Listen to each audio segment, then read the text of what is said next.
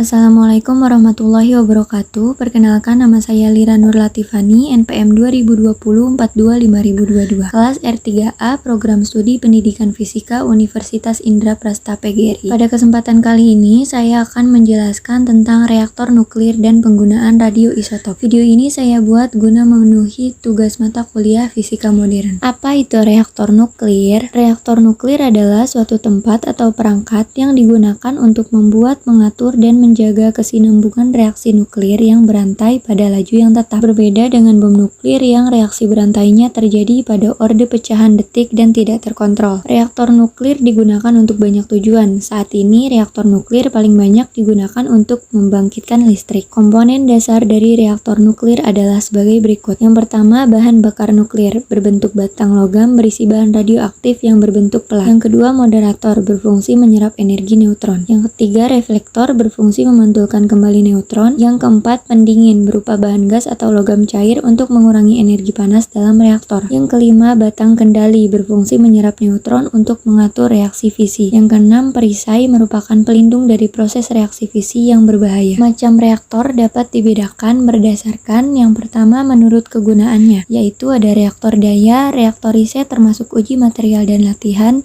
dan reaktor produksi isotop yang kadang-kadang digolongkan juga ke dalam reaktor riset. Ditinjau dari tenaga neutron yang melangsungkan reaksi pembelahan, reaktor dibedakan menjadi yang pertama ada reaktor cepat dan kedua reaktor termal. Berdasarkan parameter yang lain dapat disebut reaktor terbagi menjadi tiga, yaitu reaktor bereflektor grafit, reaktor berpendingin air ringan, dan reaktor suhu tinggi. Terakhir berdasarkan tipe reaksi nuklir. Pertama, reaktor nuklir fisi. Semua PLTN komersial yang ada di dunia menggunakan reaksi nuklir fisi. Pada umumnya, reaktor jenis ini menggunakan bahan bakar nuklir uranium dan reaktor jenis ini akan menghasilkan plutonium, meskipun dimungkinkan juga menggunakan siklus bahan bakar thorium. Yang kedua, reaktor nuklir fusi. Reaktor jenis ini merupakan teknologi reaktor nuklir yang masih dalam tahap eksperimental. Secara umum menggunakan hidrogen sebagai bahan bakarnya. Proses kerja pusat listrik tenaga nuklir. Proses kerja PLTN sebenarnya hampir sama dengan proses kerja pembangkit listrik konvensional seperti pembangkit listrik tenaga uap, yang umumnya sudah dikenal secara luas. Yang membedakan antara dua jenis pembangkit listrik itu adalah sumber panas yang digunakan. PLTN mendapatkan suplai panas dari reaksi nuklir, sedangkan PLTU mendapatkan suplai panas dari pembakaran bahan bakar fosil seperti batu bara atau minyak bumi. Proses pemanfaatan panas hasil fisi untuk menghasilkan energi listrik di dalam PLTN adalah sebagai berikut. Bahan bakar nuklir melakukan reaksi fisi sehingga dilepaskan energi dalam bentuk panas yang sangat besar. Panas hasil reaksi nuklir tersebut dimanfaatkan untuk menguapkan air pendingin, bisa pendingin primer maupun sekunder bergantung pada tipe reaktor nuklir yang digunakan. Uap air yang dihasilkan dipakai untuk memutar turbin sehingga dihasilkan energi gerak atau kinetik. Energi kinetik dari turbin ini selanjutnya dipakai untuk memutar generator sehingga dihasilkan arus listrik.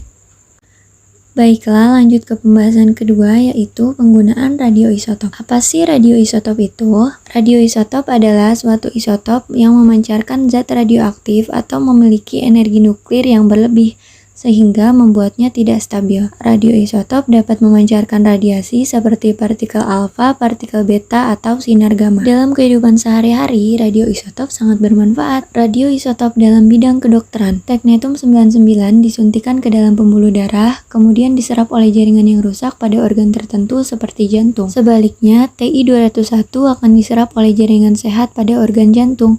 Kedua isotop ini bermanfaat untuk mendeteksi kerusakan jantung pada manusia. Iodin-123 untuk mendeteksi penyakit otak atau untuk mengetahui gangguan ginjal. Kobalt-60 atau radium-60 berfungsi untuk terapi dan mematikan sel kanker dan tumor karena dapat menghasilkan radiasi gamma. Karbon-14 digunakan untuk mencari ketidaknormalan pada diabetes dan anemia. Radioisotop dalam bidang pertanian. Fosfor-32 berguna untuk membuat benih tumbuhan lebih unggul dibandingkan dengan induknya. Pupuk yang mengandung N15 dipantau dengan alat pencacah. Jika tidak terdeteksi adanya radiasi, berarti pupuk diserap oleh tanaman dengan sempurna. Radioisotop dalam bidang industri. Radiasi sinar gamma digunakan dalam vulkanisasi lateks alam atau untuk memeriksa cacat pada logam. Selain itu, radiasi digunakan untuk pengawetan kayu atau barang-barang seni serta mendeteksi kebocoran pipa. Larutan horium pada petromax agar lampu menyala lebih terang. Radioisotop dalam bidang hidrologi. Na24 digunakan untuk mempelajari kecepatan aliran sungai. Sedangkan jika Na24 dalam bentuk karbonat digunakan untuk menyelidiki kebocoran pipa air di bawah. Terakhir, radioisotop dalam bidang sains. Iodin 131 untuk mempelajari kesetimbangan dinamis. Oksigen 18 digunakan untuk mempelajari reaksi esterifikasi. Karbon 14 untuk mempelajari mekanisme reaksi fotosintesis. Baiklah, mungkin cukup sekian video presentasi dari saya. Mohon maaf jika ada kekurangan dan kesalahan. Terima kasih sudah menonton. Wassalamualaikum warahmatullahi wabarakatuh.